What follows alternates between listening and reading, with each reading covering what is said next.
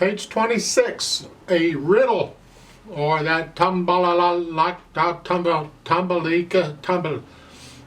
It's way too early in the morning for that. A riddle, we'll just call it a riddle. 3/4 time, treble and bass clef. Let's talk about the right hand first. It starts out with your little finger on G. So if you do that, your hand's here. First, let's just cover the notes. Make sure you got the notes. You got a G. Next measure is another G. Next measure is another G. Good grief, another G. Then F. And then this E flat. They show you the little thing up above. But see, an E is here, and a flat goes down one key on the keyboard, white or black, so it's here. And you use the same finger for the E flat as you would for the E, so it's here. So that third measure is there, here, and then here. The next line is similar, but you're on F here, and then the third measure you got that E flat again. And then the third line is the same as the first, and the fourth line is the same as the second. Boy, we got this whipped. Ooh. The left hand has these broken chords here, except you have an E flat, so you got to lower the E down one here, so it's here. And I'm just transferring weight from finger to finger here. I'm not actually holding it still and trying to push the notes down. I'm letting the weight push the note down. I'm just transferring it. You can't really see it real well, but that's what's happening. The last measure of the first line, the notes are different. You have a D, an F, and a G. You do that. Those are really the only two chords in this piece. Look at the last line. Last two measures, you're here. That G is tied. See the little curved line? You don't play it again, you hold it down to the end. You're only going to play the C. You're going to add the C to it. So the last two measures would be that. Like that. That's the way that works.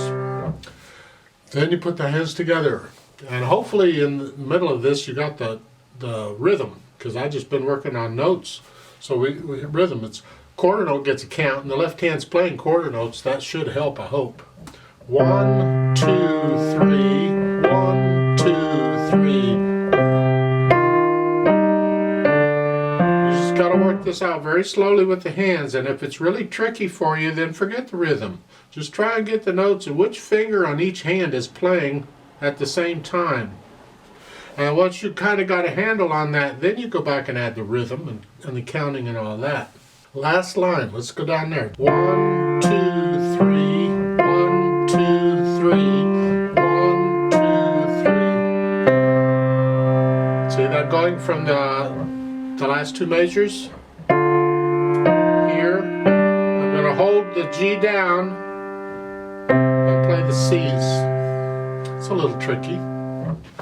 Now watch out for the phrases. You see above the top staff, there's a curved line for each of the 4 lines. Too many lines, isn't it? So when you get to the end of a line, you're going to lift up in the right hand, not the left, just the right hand before you go on. So there's a little silence. So at the end of the first line, you're playing the D in the right hand. Before I play the F, in the next line, this F, I'm going to lift up. So there's silence. So it's a new phrase. It's like taking a breath. The left hand stays down. It connects everything. There's no phrasing in the left hand. Just play it all legato. So both hands. And at the end of every line, it's the same thing. Lift up in the right hand so there's silence, but keep the left hand steady. No silence. Now there's a repeat sign at the bottom, so we're going to play it twice. That comes in handy because at the top you see the FP in between the staves. You got 2 dynamics. That tells you you're going to play it at least twice. The first time you play it, you're going to play it loud. The F is forte, loud. And then when you repeat it, you're going to play it soft. P for piano, soft. When we do the play with me, I don't do the dynamics. I just play it. I'll let you do the loud and soft because you have to decide what loud and soft is. What is loud to you? And we're talking about the right hand because that's where the melody is, loud. Not really, really loud, just loud. And it's loud for this situation, for today, for this time. In another location somewhere, it might be a different loudness. You have to adjust your loudness on where you are. So figure out where loud is, and then just keep the left hand soft if you can.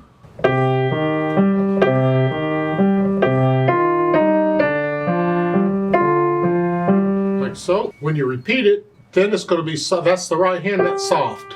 That means the left hand has to be super soft. So if the first time is here, then the second time it would be more like that. So you adjust on these. It's a good practice. It really is. I know it's hard to control the hands and play one hand louder than the other, but I encourage you to keep working at it. It will come in time. Now the speed, it says moderately fast. Again, if you're going to sing it, how fast would you sing it? Moderately fast? Yeah, I don't know, somewhere up in there somewhere. It says about where I've been going, I think.